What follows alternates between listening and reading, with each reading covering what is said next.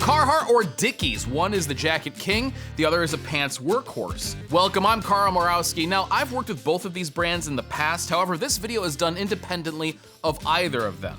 This is also not going to be a tear-down durability test. This is kind of going to be a high-level look at both of them and where they sit in the workwear space. Carhartt started in Detroit in 1889 literally to make better overalls for railroad workers. It's still family-owned, and they still operate manufacturing in Kentucky, I've been there, and Tennessee for select USA-made pieces. Dickies launched in Fort Worth in 1922 and grew into a giant for uniforms, pants, and coveralls.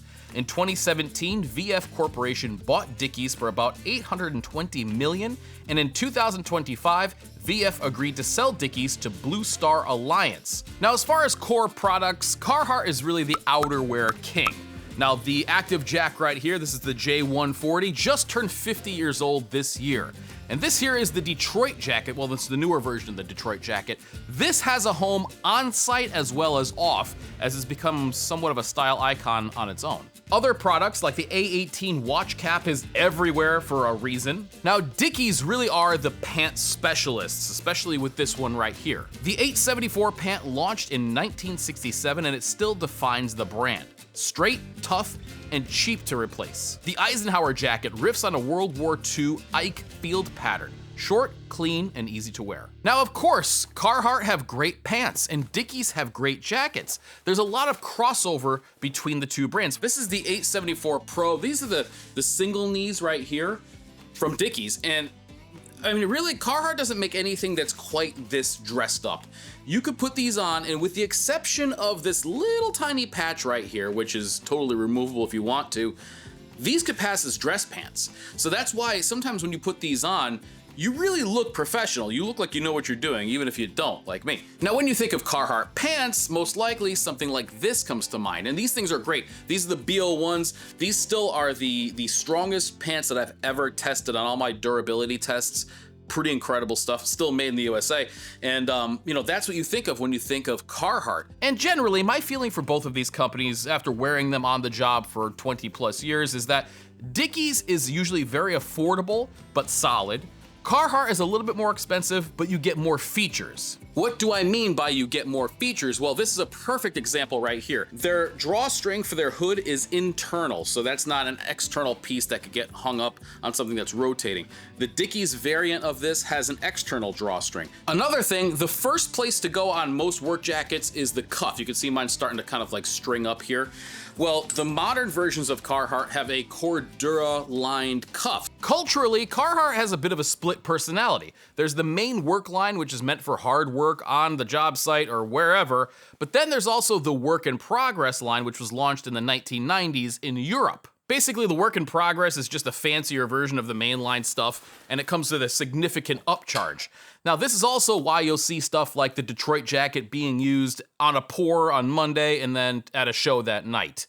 And now, used Carhartt sells for a premium on the secondhand market. Dickies has lived in subculture for decades. The 874 is a uniform for skaters, punk kids, and now TikTok. You've even seen celebrities wearing the Eisenhower jacket at the Met Gala. Now, personally, I'm glad that both of these brands exist. Especially in the beginning of my career, I couldn't afford very expensive workwear, so I'm glad that there's an affordable option out there.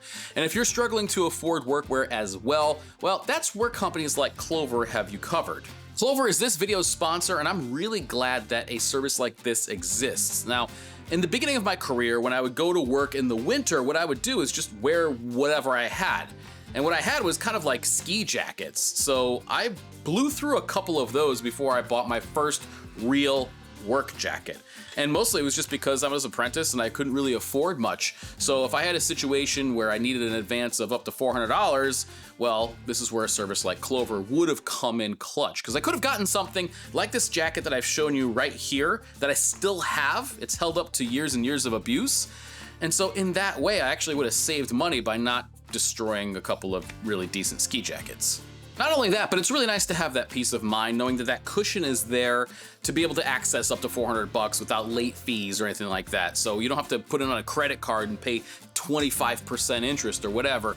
You can get an advance of some good money to take care of what you need to take care of. And there's no credit check, no interest, and no hidden fees ever. So if you're short on cash, access up to $400 with no credit check or late fees with Clover. Click the link in the video description to sign up so they know I sent you. Not all users will qualify. Advances range from $25 to $400. Average advances $160. Express transfer fees may apply. I really want to thank Clover for sponsoring this video. It's because of companies like this that I can keep these videos coming to you. So go ahead and show them some love by clicking the link in the description below. Anyway, back to the video. Now, the public perception of each brand probably differs depending on where you're from, but I see Carhartt as definitely the leader when it comes to the outerwear, keeping warm on the job kind of thing. Like this jacket right here, this is the Yukon Extremes Cordura, basically bomb-proof shell.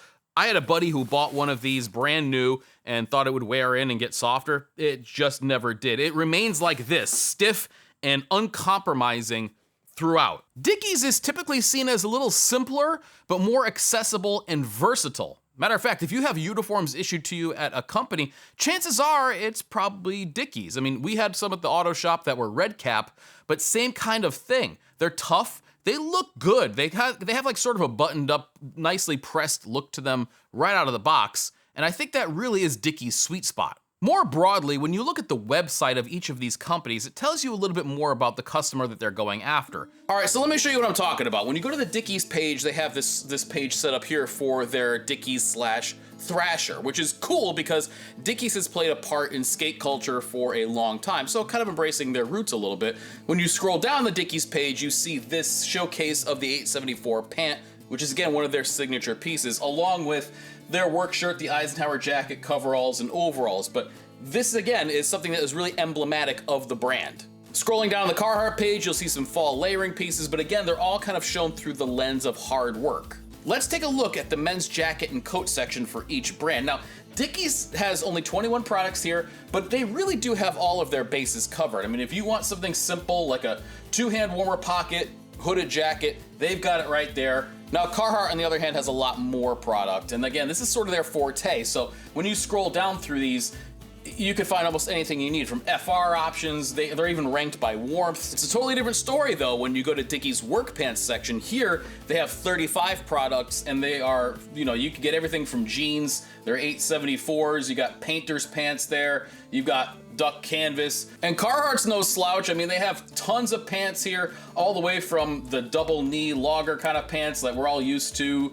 They have some stuff that's a little bit more stretchy, a little bit more form-fitting. They even have some joggers here. So, both of them have a lot of offerings as far as work pants go. The biggest difference between the two is it really seems like Carhartt is celebrating work. You see the same words thrown around: durability, work, hardworking, things like that.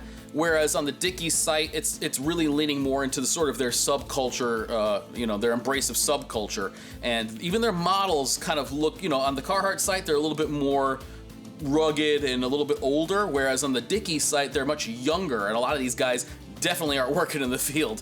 And so I think, again, that sort of tells you a little bit about the aim of each brand. Another thing is, if you need FR on the job, you'll notice that Dickies doesn't seem to have any.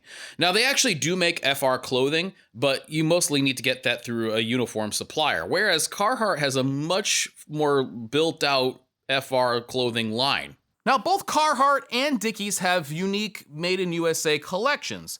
Carhartt just came out with their Crafted series, and Dickies has their 1922 series. The 1922 series has a lot fewer products in it, and it really seems, again, more geared towards maybe a little bit of nostalgia and towards the style kind of thing. I don't know if this line is getting discontinued or what, but it looks like the 1922 from Dickies might be on its way out. Now, I think both companies do a good job at balancing style and function, but Dickies always seems to have an eye on style first. So this is a pair of jeans that I got from them a while back. And again, there's a lot of different ones. These are brand new, although they look very distressed and kind of worn in. I actually really like the way they look, but this is kind of what I'm talking about.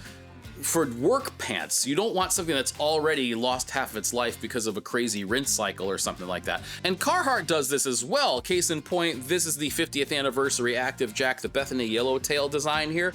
And while this is a beautiful jacket, I'm probably not gonna see a lot of people who are gonna buy this to thrash on at work. Now, you could, I mean, it's that same canvas and stuff like that, but this whole thing right here really is just, it's style. It's a style statement, which is totally fine. So both of them kind of do it in their own way. In the end, it's up to you as to which one you think is best. There's really no wrong answer. Both are well respected on the job site, and I see plenty every single day. So which team are you on, Carhartt or Dickies? I feel like this is almost kind of like Red Sox versus Yankees or Ford versus Chevy, where you have people who really love one or the other. And hey, battle it out in the comments. Let me know which one you think is the best. Now, I actually put Carhartt and Dickies head-to-head in a torture test not too long ago, and you can check that video out right here. Which one came ahead? Well, I don't want to spoil it for you. Actually, I don't remember, so that kind of helps too. But anyway, thank you so much for watching, and I'll catch you next time.